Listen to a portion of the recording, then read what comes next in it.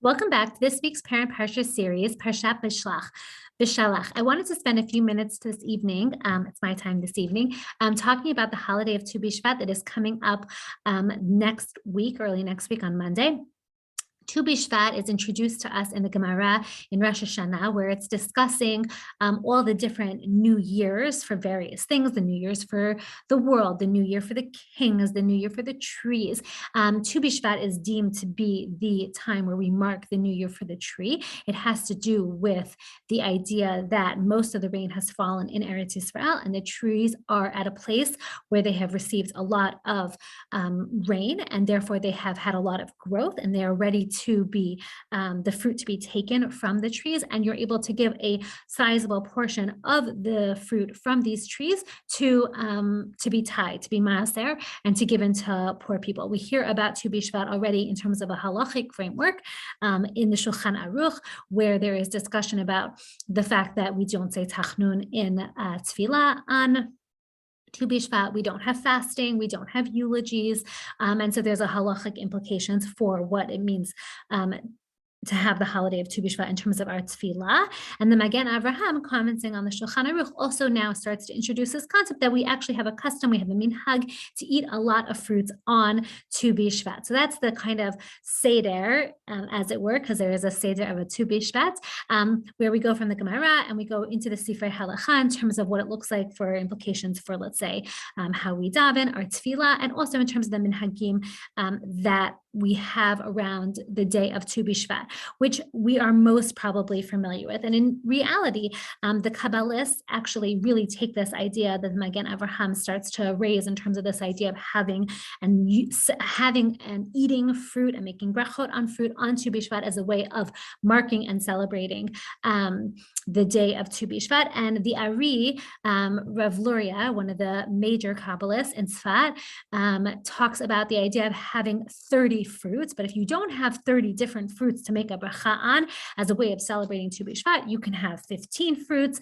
Rav Vital, who's a student of the Ari, says that the 30 fruits that the Ari was referencing have to do with the 30 sfirot, the 30 Kabbalistic, spiritual, philosophical layers of the world that exists in terms of like outside the world and as it relates to the sfirot of Hashem.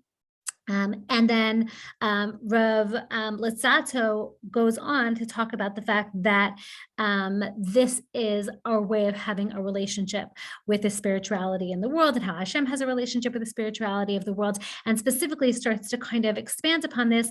We see this also in his book, Derech HaChaim, the tree of Derech HaChaim, where he talks about the idea of a tree of life, and that the roots of a tree are a reflection and a manifestation of Hashem's spirituality in the world and Hashem's involvement in the world in a deep-rooted way, and that's the spiritual side of the root of the world that a tree reflects and represents.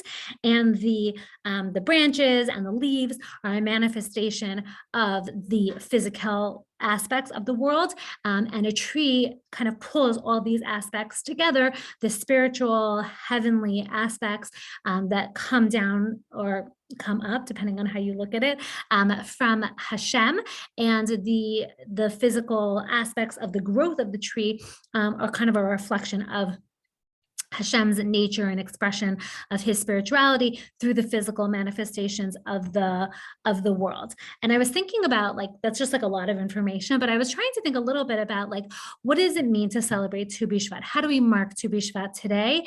How do we think about trees? How do we think about what they represent spiritually? How do we bring some of the spiritual ideas of Tu B'Shvat into our home? And how does it relate to this week's Parsha, Parsha Beshalach?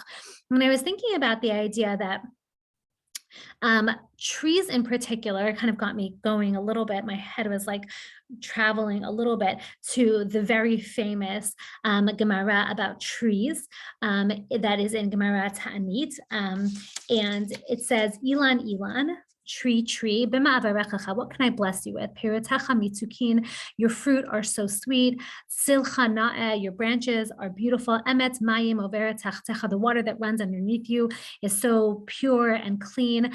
Ella, rather, the only thing I have left to bless you, that all I can bless you is that everything that comes from you should be like you. This is actually a very cute, it says advice from a tree. It's by Ilan Shamir. It says, stand tall and proud, go out on a limb, remember your roots, drink plenty of water, be content with your natural beauty, enjoy the view. These different ideas about like what a tree represents. And when we think back to the way that the Kabbalists really started to understand what does it mean to celebrate Tu B'Shvat, what does it mean to celebrate and focus on the tree, it's this combination, this moment where we really try to ground ourselves in the sense of the fact that this world is a combined relationship between Hashem and the spiritual and the physical aspects, and trying to bridge that gap in every moment of our lives and in everything that we do.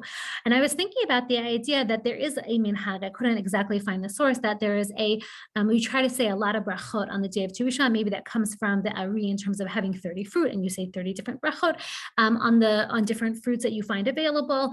This idea that what is a bracha is the recognition that that what I have in this world is not mine. It's ultimately, I may have gone to the store and I may have purchased it, or I may have even grown it in my backyard, but it's not mine. It doesn't belong to me. Its roots belong to Hashem, and our ability to recognize that everything that we have is from Hashem, and that doesn't make us less. It actually builds us up. It makes us stronger. It allows us to actually feel much more grounded and rooted. It's not a value, it's not a Torah value to think that we walk this earth and we walk alone. Rather, we actually really want to think about the fact that who we are is grounded and rooted in our past and in our history. And that's so much, I think, a little bit about what this idea of the Ilan is coming from, right? So this idea that it doesn't have to be that a bracha is unique. It doesn't have to be that you're above and beyond anything that's ever existed before you. Sometimes there's immense value in being able to be like the people that existed before you and to ground yourself in the roots of the thing that was before. The Be'er Mayim Chaim on this piece in the Gemara actually talks about the fact that it really goes back to the spiritual idea that the Kabbalists are talking about in terms of the fact that a tree represents this rooted spirituality in Hashem, and the branches and the fruit represent our physicality that is bestowed upon us into this world. And that our job, the Be'er Mayim Chaim goes on to talk about as it relates to this bracha, is not to try to actually think that we have the capacity to bring bracha to Hashem, in the sense that it is so beyond our ability to be able as human beings to thank Hashem in the way that Hashem should be thanked, or to give praise to Hashem in the way that Hashem should be praised. In fact, there's a lot of discussion when you get into some of the details of tefillah that you can't just go rogue. You can't just decide that today you're going to add on to the first paragraphs of Shemona Esrei and add on all these different characteristics that you also would like to ascribe to Hashem, because when would you stop? How would you stop? That the way that the construct of the tefillah exists allows us actually to praise Hashem, because it's what's existed for many, many, many years, and it contains it. Because if we were to try to daven on our own, we wouldn't be allowed to contain the bracha and the shefa and the hoda'ah that we have for Hashem, because it is so limitless. And so part of our recognition about the fact that our roots are really everything, and the roots, by roots I mean everything that we have, is not ours. It comes from the people who existed before us, it comes from our family, it comes from our heritage, it comes from Hashem. And that when we ground ourselves in that realization, there's no way for us to actually give a bracha. All we can do is hope that the beauty, the spirituality, the kindness, the goodness, all the sfirot that exist out there, that we have the capacity to tap into them, and that we should be able to emulate them. We should be able to be like them. That everything should be able, that we should tap into all the shefa and bracha that has been before us to be able to replicate that. And I'm thinking about this also idea as it relates to this week's Parsha a little bit. Then I'll kind of bring it home to where I think we can use this as a way of framing our household and perhaps a small parenting moment. I'm thinking about the fact that in this week's Parsha, it's a little bit of a mishmash at least that's the way I was thinking about it when I was reading it this week. Here we are, we're standing on this very pivotal moment. We have Kriyat Yam Suf, this amazing moment. Hashem is, he says, Moshe stands up and says, watch Bnei Yisrael, see before you, Yeshuat Hashem, see the amazing, glorious thing that Hashem is about to do before you. And then we have a series almost of unfortunate events moments, for lack of a better terminology, where Bnei Yisrael just constantly seem to be complaining. Like there's a spontaneous moment of like shira, which is almost like a tefillah, right? Like they have that moment where they're able to be hitpalel, they're able to be reflective of this amazing miracle that just happened to them. But then they have like a series of events where like they complain, Hashem gives it whatever it is that they're complaining to them, and then they kind of just seem to go about their way. Like there's no moment where they say, oh, you know what, thank you Hashem, whatever it is, for the water that you just gave to us and for the man that you just gave to us. Like there's no recognition that everything that they have and everything that's happening to them is rooted and coming from Hashem, and that they don't deserve any of it in many senses. Like it's not owed to them. It's truly a reflection of Hashem's kindness, Hashem's bracha, Hashem's rootedness, and how He takes care of the Jewish people, how He takes care of the world, and He's providing them with this shefa and bracha. And it's an interesting thing because I was kind of focusing on something the Rashbam, there's our guy, says at the beginning of the Parsha when he talks about the fact that there was this pillar of cloud by day and this fire by night. And what the Rashbam adds in is that there was this angel of Hashem, a manifestation of an angel that kind of walked before and appeared as either a pillar of cloud or as the fire. And it got me thinking a little bit about this idea of like these tall pillars, not so dissimilar from the ladder when we think about angels and we think about people being escorted and taken care of, that it felt to me a little bit like the Rashbam didn't say this. He really just mentions this idea that there's an angel that's manifests itself as the pillar of cloud by day and the pillar of fire by night. And thinking about the fact that here they are in this moment. And by the way, it's the same angel looking very different. And again, it gets me thinking a little bit about the fact that you can go out in the world and see an amazing world and not be able to attribute any of it to spirituality, but you can also go out into the world and see everything as Yad Hashem. And so here you have these two pillars. I think in some ways potentially is just a small idea I have, like reflecting the fact that you can look at the same thing and see two different things depending on what's going on for you. Is it the light of day and you feel like it's so clear and your emunah b'Hashem is so obvious and you see Yad Hashem everywhere, and so you can see that pillar of cloud, and it's not just a cloud in the sky, it's actually Yad Hashem, or sometimes it's hard and it's darkness, and therefore you need the illumination of the fire to make it more clear to you. Yes, this is Yad Hashem, right? That splitting of the sea, it's so obvious that it's Yad Hashem. So thinking about this idea a little bit, and this idea that this is a challenge for Bnei Yisrael, like Hashem is setting this framework up as they're about to cross Kriyat Yam Suf when it's so obvious, right? The miracle is so clearly in front of them, and that's not to say that the man is not a clear miracle and the be'er is not a clear miracle, because they are. But even those lesser quote unquote miracles seem to have a very difficult time for Bnei Yisrael to allow themselves to see them as brachot in a way that would and should invoke a natural bracha, should invoke a natural hitpalel, and it doesn't. The only thing that we actually really see is Kriyat Yam Suf.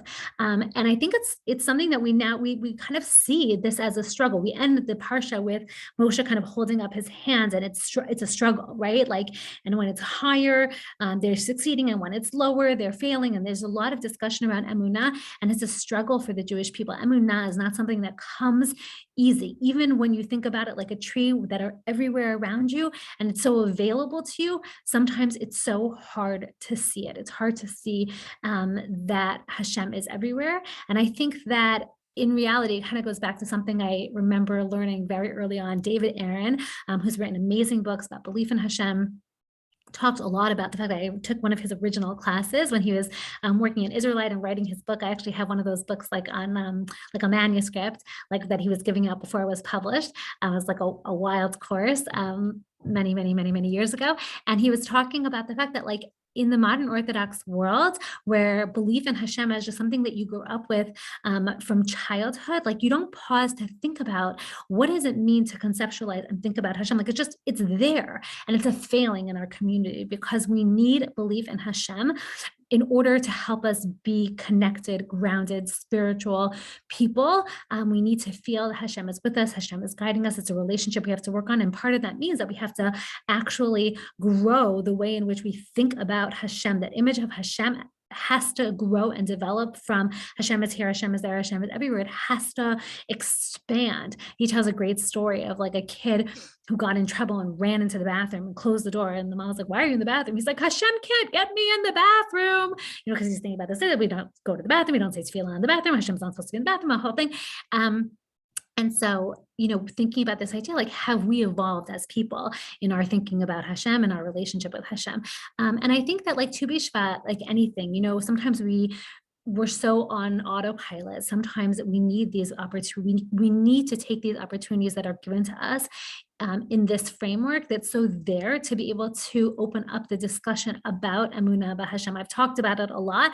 This time I'm being more explicit. And I think partially because I think one of the things I mentioned last week, and I want to repeat it, is that there are so many things that I believe that children pick up just from our doing it, right? Like living and breathing the values that we have. They see that it matches our actions. It's such an important thing that kids very much pick up on in authenticity or in adults, that they see that you're saying one thing, but you're doing something another thing, especially when you're doing that other thing in private, they're on it.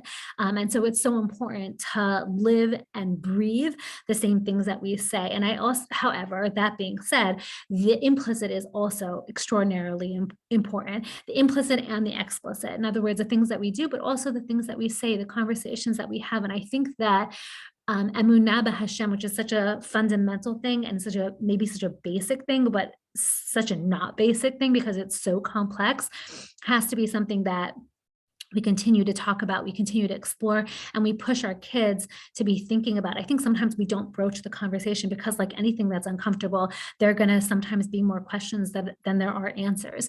And I think when we are available to sit with our kids in those uncomfortable moments and to even be able to say to them, I don't have all the answers, I don't always understand, or I haven't figured all of it out, or here are sometimes moments where I've had challenges in my Emunah b'Hashem, but I'm still here and I'm still struggling, and like any relationship, when we're here and we're having a dialogue, that means we're in it.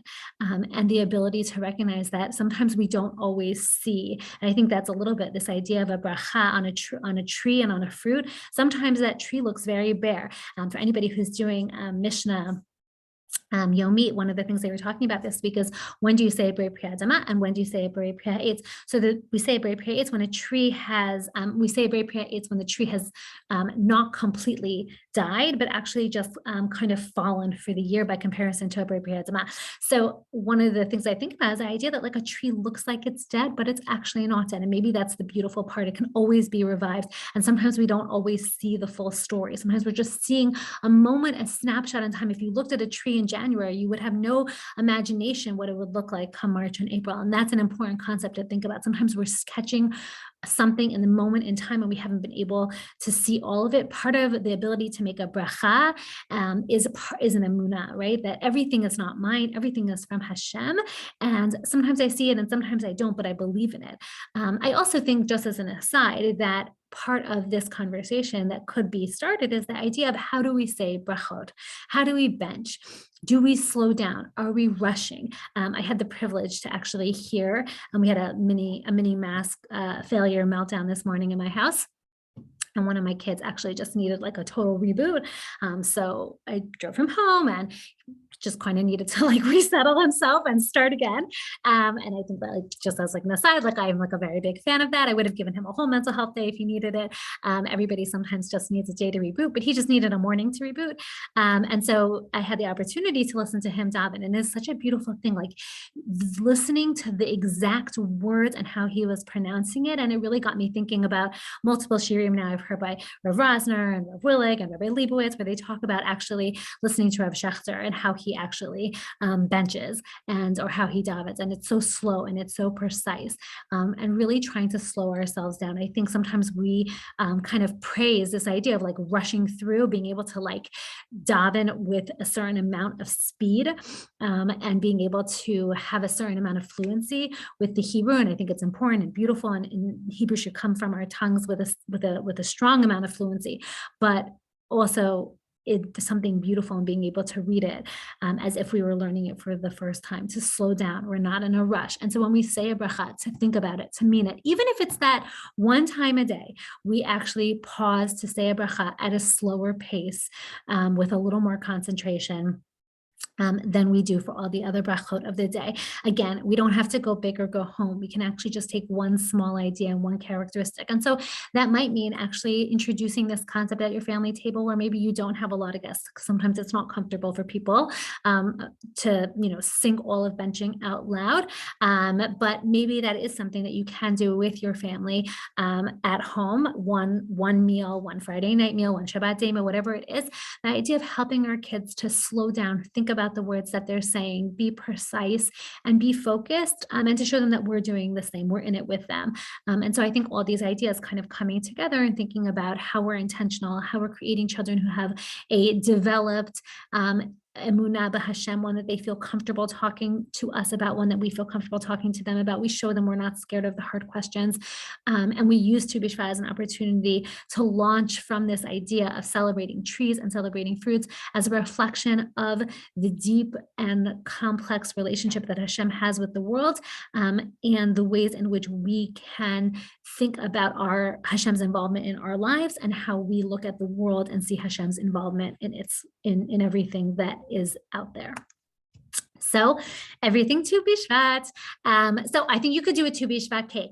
It feels a little reminiscent to a fruit cake, I will be honest, but honestly, I'm going to give it a try. I don't know how it's going to go. I did not see these trifles. I kind of love them. So I may have to incorporate them. I haven't thought about it. You can also, which is amazing, if you happen to have any kids home for any variety of reasons, there is I think doing this Kriyat Yam Suf cake is so fun. It's just like graham cracker, very simple cake, think of Duncan Hines, some blue frosting, and you can get some Lego people out. You don't have to, it looks like they actually made them out of fondant, but there's no reason to get that complicated on a Friday. And I love the idea of the trees. I love the idea of the dirt trifle, because who doesn't love a good trifle? So that is another option. So I think these are all fun things that you could possibly do. I can't wait to see what you do. I might also do a tree challah. I've been doing a lot of challah in the shape of Parsha for this year. So I'm thinking that I saw that on Love Love Challah, I think. So we'll see how that turns out. Sometimes my challahs look a little bit less than excellent, but they always taste good. And the kids usually have a fun time guessing what is happening with the challah on Friday night or Shabbat day, depending on how many themes we have going on. And I think the other thing I just want to put a shout out is anytime you do something and it kind of is a fail, or maybe you have an idea, but your kid has another idea. I happen to think those are the best moments in this. I love when my kids look at something and they're like, oh, did you make such and such? And I'm like, no, that was so not what I made. And I could be a little bit oh God, this was a total fail. But instead, it's really oftentimes the kids have coming from another idea. And it's actually such a beautiful idea. All of this is about getting the juices flowing to think about Parsha and think about, all the moving pieces that we're trying to create in our homes. And so it's just an item for discussion, and that's amazing and that's fun. And so really just allowing this to be as we say in the psychology field, good grist for the mill. So wishing everybody a Tu B'Shvat Sameach and a Shabbat Shalom. And I hope everyone has a good end of the week.